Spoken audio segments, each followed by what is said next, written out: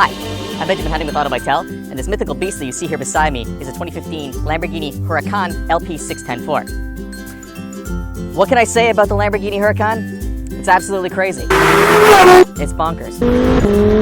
It's an exotic supercar. It does everything that exotic supercars are supposed to do. Goes fast in a straight line, hugs the curves, looks completely insane, even when it's just standing here parked.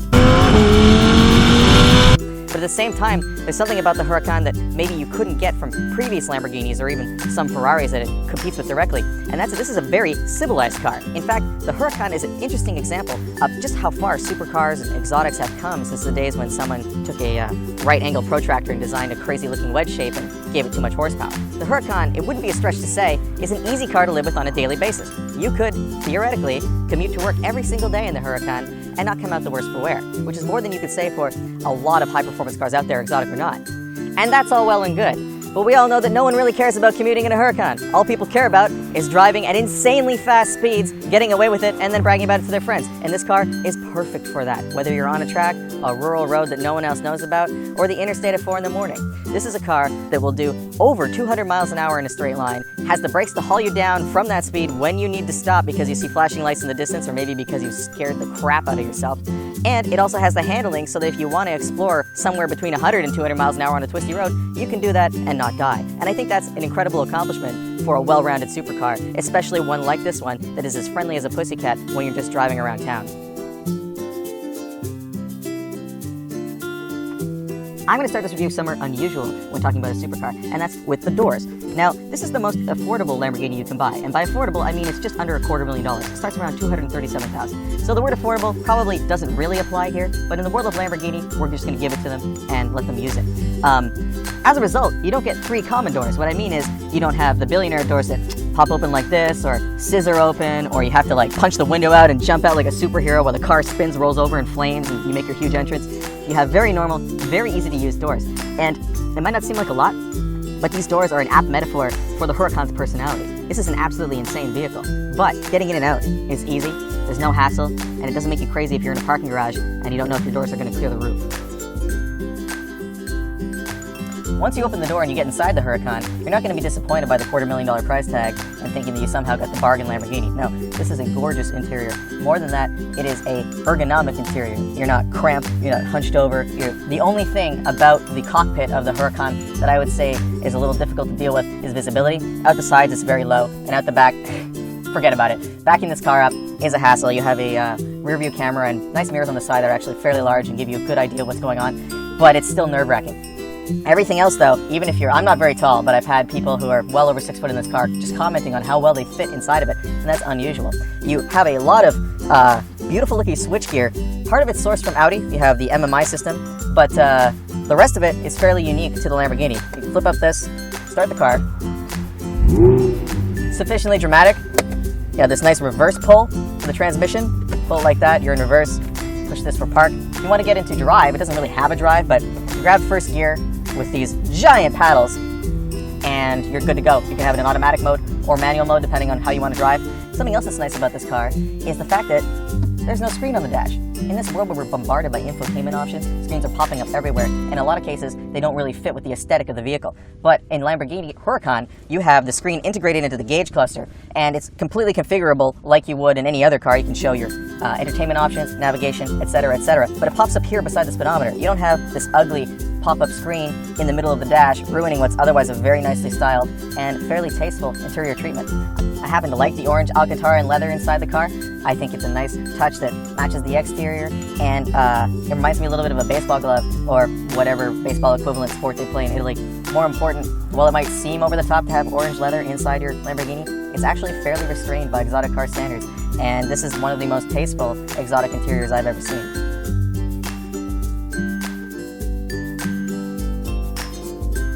So now that I've talked about all that boring stuff like doors and the interior and the navigation system and all that things that most people really don't care about when watching a review like this, let's get to the real meat of things, starting with the 10-cylinder engine that comes standard with the Lamborghini Huracan. It's a 5.2-liter V10, and there's no superchargers, no turbochargers, just an 8,500 RPM red line, 610 horsepower, and 412 pound-feet of torque.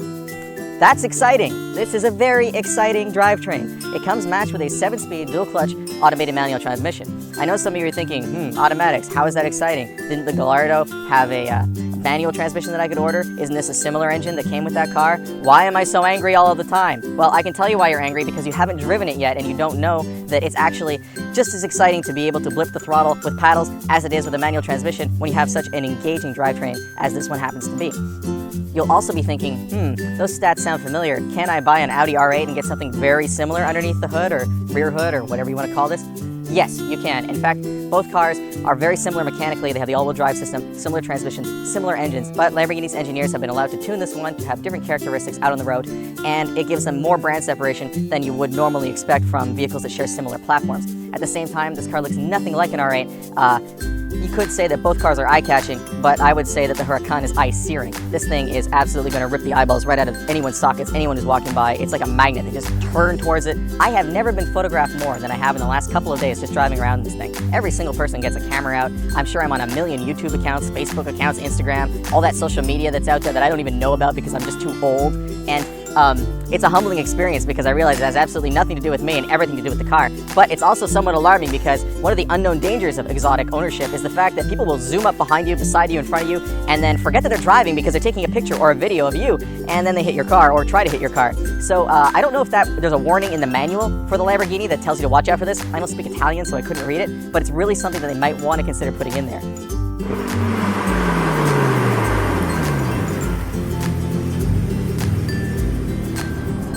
So if you decide to leave the Huracan in Strada, which is touring mode, leave the transmission in automatic, and just drive around like you've forgotten you're alive, then it's easy to mistake it for your run-of-the-mill sports car. In fact, the only kind of giveaways are the jet set controls you're looking at, the fact that you have a very wide windscreen, the smaller side and rear openings, the motorcycle-style turn signals on the steering wheel, and the sound. Although in touring, the active exhaust only opens the flaps for maximum sonic penetration at around 4,500 RPM. It's still a fairly loud vehicle, especially if you hammer it.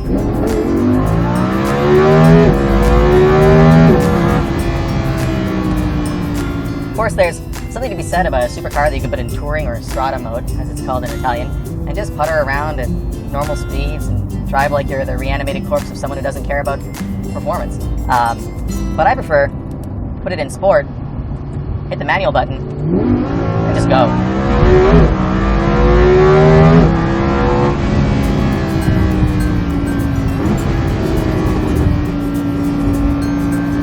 To be honest, once you're in sport, you have the active exhaust opening the loud valves almost immediately when you hit the throttle.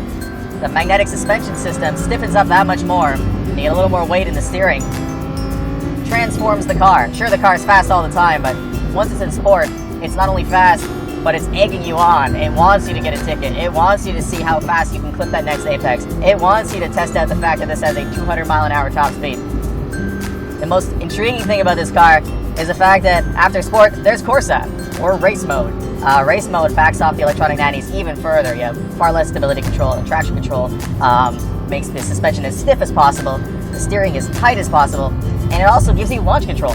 And unlike some exotic cars, or not even exotics, but high-performance cars, the launch control in this vehicle is actually fairly easy to use. Turn off the stability control completely, have it in Corsa, put your left foot on the brake pedal, slam the gas to the floor, it'll hit 4,500 RPM, roughly. And once that happens, lift your foot off the brake, and it just goes. There's no drama. I mean, if you're outside the car, there's drama. That sounds absolutely insane.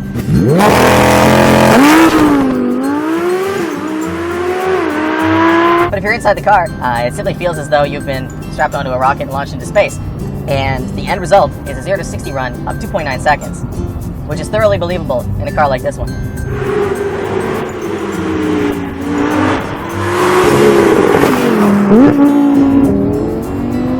It's a lot of fun to drive the Huracan around town and get stared at if that's your thing, or pull up in front of the club. Everyone's got their cell phones out taking pictures. This car was really designed to be driven, and as flashy as it is, it backs it up on a rural 2-lane road. It's a lot of fun, and it really wakes up. It's a completely different car from just mashing the throttle on the highway and getting